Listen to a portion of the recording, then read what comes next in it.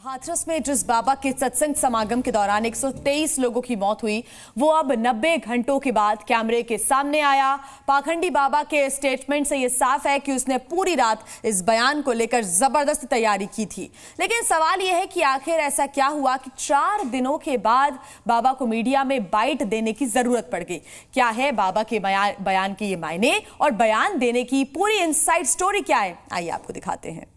हम 2 जुलाई की घटना के बाद बहुत ही व्यथित हैं। 90 घंटों के बाद कैमरे पर क्यों आया बाबा साकार? प्रभु हमें बस संगत को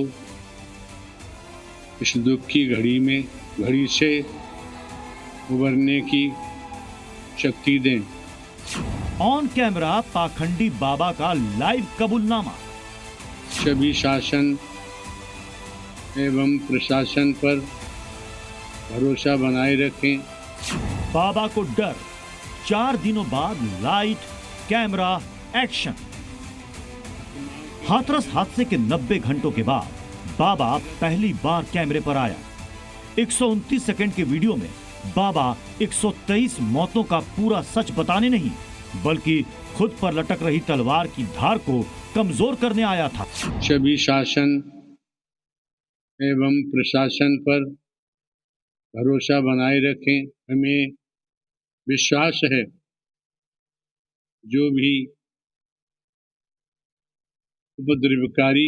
उपद्रवकारी हैं वो बख्शे नहीं जाएंगे।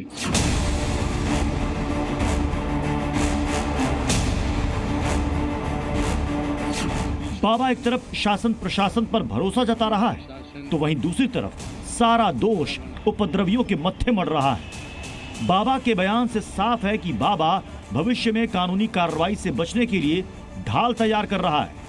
हम बाबा के बयान को वर्ड बाय वर्ड डिकोड भी करेंगे, लेकिन बाबा के बयान की टाइमिंग को लेकर जो सवाल उठ रहे हैं उसे भी जानना जरूरी है।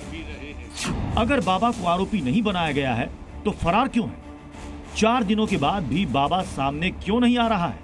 क्या बाबा को गिरफ्तारी और सजा का डर सता रहा है? क्या बाबा भविष्य में कानूनी लड़ाई की तैयारी में लगा है?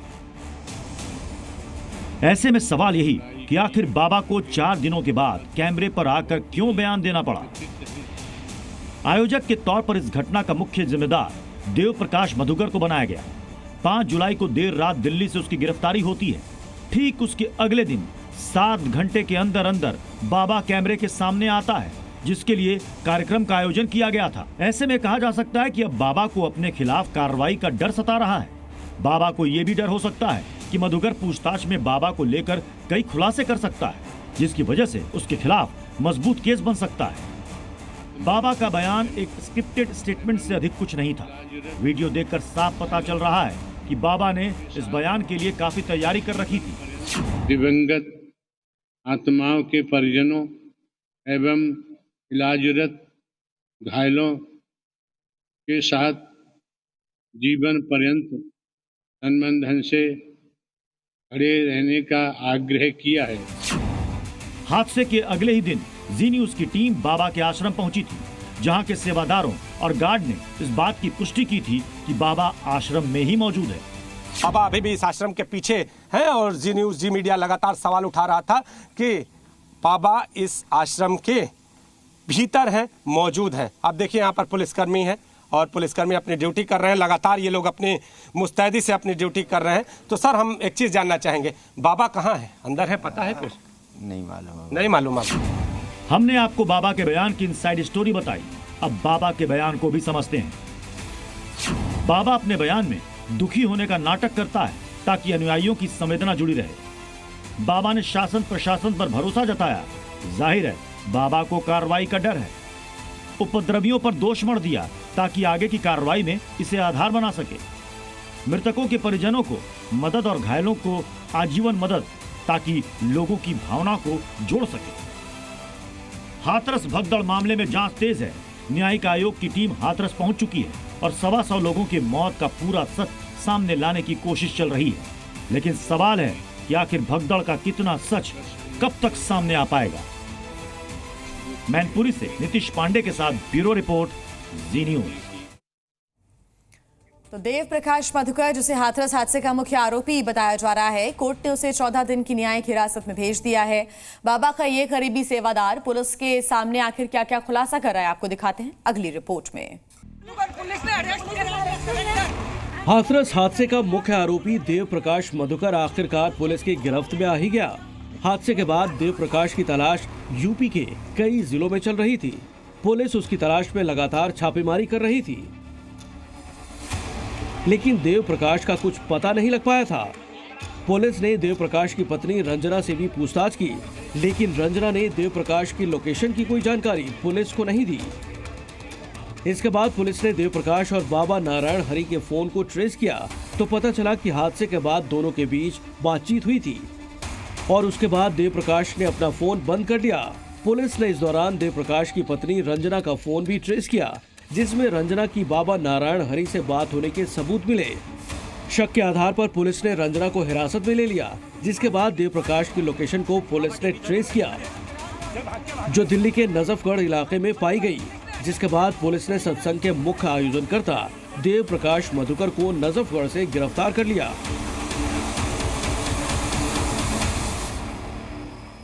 घटना के संदर्भ में दिनांक 2/7/2024 को थाना सिकंदराबाद पर मुख्य आयोजक देव प्रकाश मधुकर व अन्य व्यक्तियों के विरुद्ध भारतीय न्याय संहिता की धारा 105, 110, 126 सब-क्लॉज 2, 223, 238 में अभियोग पंजीकृत किया गया था।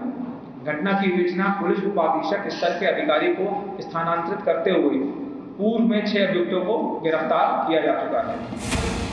हादसे के फौरन बाद देव प्रकाश हाथरस छोड़कर दिल्ली चला गया।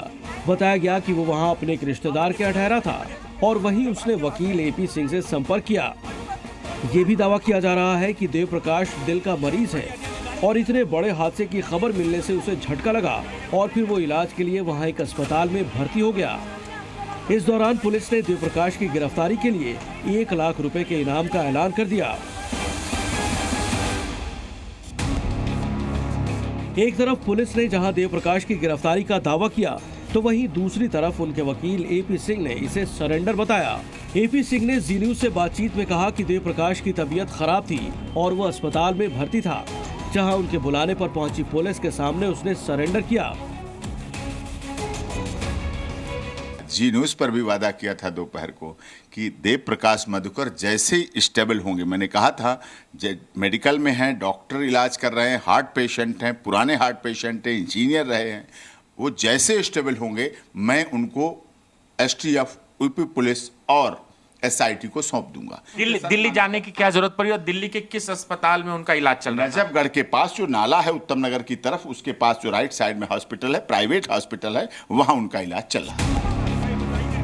AP सिंह ने देव प्रकाश पर लगाए गए आरोपों पर भी एतराज जताया।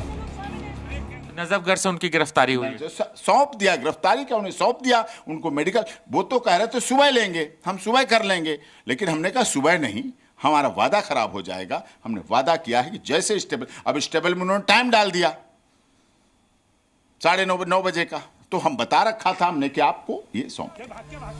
गिरफ्तारी के बाद देव प्रकाश मधुकर का मेडिकल टेस्ट भी पुलिस ने कराया, जिसमें उनके दिल से जुड़ी बीमारी के दावों की भी जांच की गई।